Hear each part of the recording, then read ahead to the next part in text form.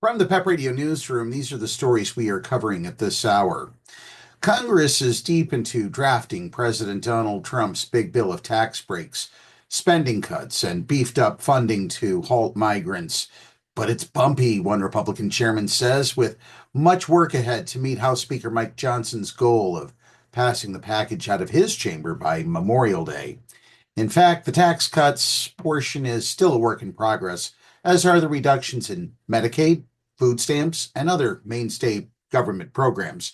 Mostly the Republicans who have the majority in Congress have made progress on parts that would increase spending, adding some $350 billion to the Pentagon and Homeland Security budgets, including money for the U.S. Mexico border wall. So help me understand this. It used to be that Democrats were the tax and spend Democrats, but so far with this year's current budget, all Republicans seem to be doing is increasing spending on programs for the Pentagon and Homeland Security, which will ultimately end up boosting the wallets of the people that are funding their campaigns. Did I get that right? Correct me if I'm wrong. There are some bumps in the road. Representative Jason Smith of Missouri, the Republican chairman of the powerful Ways and Means Tax Writing Committee, acknowledged on Fox News Sunday. All told, some 11 committees in the House are compiling their bills, and about half have finished up. They are being approved at the committee level by Republicans on party line votes, with Democrats opposed. But some of the most watched committees, Ways and Means, Energy and Commerce, and Agriculture, have yet to act. Johnson himself acknowledged on Monday that his Memorial Day deadline may slip, but vowed our timetable is on pace. Once all the committees are done, the different pieces of legislation will be rolled together at the Budget Committee into what Trump calls one big, beautiful bill. If the House can pass the package, it would next go to the Senate, which is drafting its own version for a final product by July 4th. Democrats say they will fight what House Party Leader Hakeem Jeffries calls the extreme Republican agenda. Here's a look at what is in and out so far. Funding for 1 million migrant deportations, 20,000 new officers, and the border wall. Two of the committees handling immigration and border security related matters have wrapped up their legislation. Central to the Homeland Security Committee's bill is $46.5 billion to revive construction of Trump's wall along the U.S.-Mexico border, with some 700 miles of primary wall, 900 miles of river barriers, and more. It would provide $4 billion to hire an additional 3,000 new Border Patrol agents, as well as 5,000 new customs officers, and $2.1 billion for signing and retention bonuses. All told, the Homeland Security Committee approved $69 billion in new spending. Somehow, I doubt Mexican President Claudia Sheinbaum is picking up the tab on the border wall. Go figure. New fees and penalties for asylum seekers. It would impose a $1,000 fee on migrants seeking asylum, something the nation has never done before, putting it on par with few others, including Australia and Iran. I'm just curious, who seeks asylum in Iran?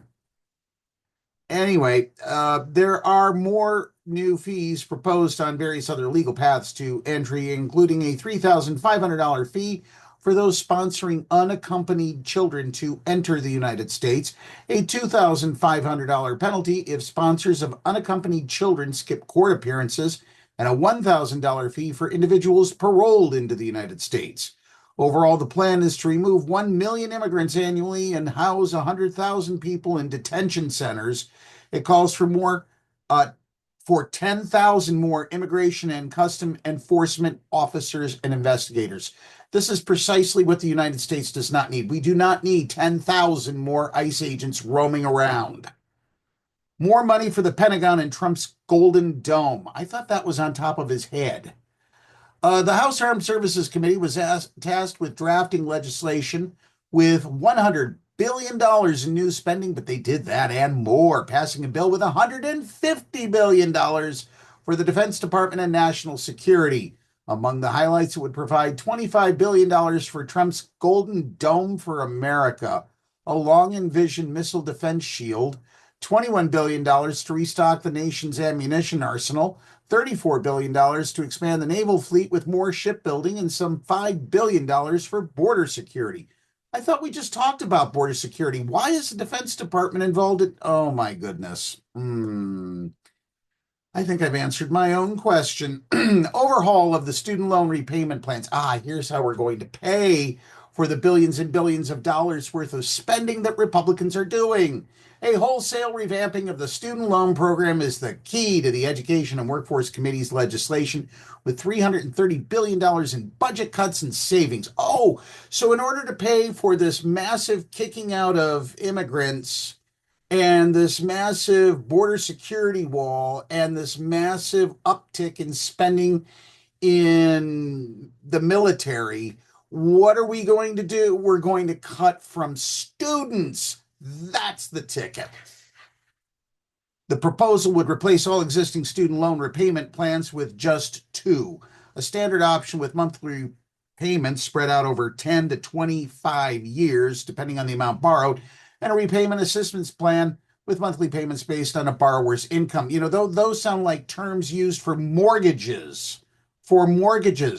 Meanwhile, if you were to go to Germany or France or most European nations, you would find a $0 tuition bill, largely because students in Germany don't pay tuition. The new income-based plan is generally less generous than those that it would replace. Minimum payments for the lowest income borrowers would be higher, and forgiveness would be provided after 30 years of payments instead of 20 or 25. So in other words, if you graduate from college at 21, by the time you're 51, if you still owe, you won't have to leave your student loan debt to your children and grandchildren. Boy, that is really generous of our government, isn't it? The new repayment plans would take hold in July 2026. Among other changes, the bill would repeal Biden-era regulations that made it easier for borrowers to get loans canceled if their colleges defrauded them or closed suddenly. Federal employee pension cuts. Because we haven't slashed enough federal jobs as is, the House Committee on Oversight and Government Reform targeted federal workers' pensions for a projected $50.9 billion in deficit savings over 10 years. So in other words, federal workers who put money into their pension plans over numerous years of work are suddenly going to have that funding stripped away from them, largely because the government is trying to cut back on its debt so it can spend it on the military and border wall. Mexican President Sheinbaum, perhaps you could move the border northward up to, say, Kansas, and Prime Minister Carney, could you move the border south to Kansas? And maybe the two of you meet at your new Kansas border and shake hands and agree that the United States has just made massive mistakes over and over and over again, and we're just going to have to live with the results. If that is, we get to continue living, because you see, there's more. Oh yes, there's more. More drilling, mining on public lands. The House Natural Resources Committee is set to meet Tuesday to consider its bill, which largely matches Trump's executive order to open public lands and waters to more natural resource development. It would allow increased leasing of public lands for drilling, mining, and logging, while clearing the path for more developments by speeding up government approvals. Hey, don't worry about that entire flock of bald eagles over on that tree over there. Yeah, no big deal. We're just going to bulldoze all that down and make way for a new whatever it is we're going to put over there. Could be a new grocery store. Nah. New bank. Nah. Oh, I know. We're going to put in a new water supply for the local community. Nope, we're not going to do any of that. How about a new casino, one that Trump can demolish after 4 years in existence? That's the ticket right there. Oil and gas royalty rates would drop from 16.7% on public lands and 18.75% offshore to a uniform 12.5%. Royalties for coal would drop from 12.5% to 7%. The measure calls for 4 oil and gas lease sales in the Arctic National Wildlife Refuge over the next decade, It also seeks to boost the ailing coal industry with a mandate to make available for leasing 6,250 square miles of public lands, an area greater in size than Connecticut. Folks, I can't read any more of this. I'm sorry. There is more, but this is just stuff for you to mull over. That's our news for this hour. If you haven't already gone over to the Pennsylvania Equality Project's website, paequality.com, and you're 18 years or older, you live in Pennsylvania, and you are part of the LGBTQ plus community, please go there, take the survey that is the 2025 housing survey. They need as much support on that as possible. Up next, we have the latest weather forecast from the National Weather Service for the Meadville area right here on PEP Radio.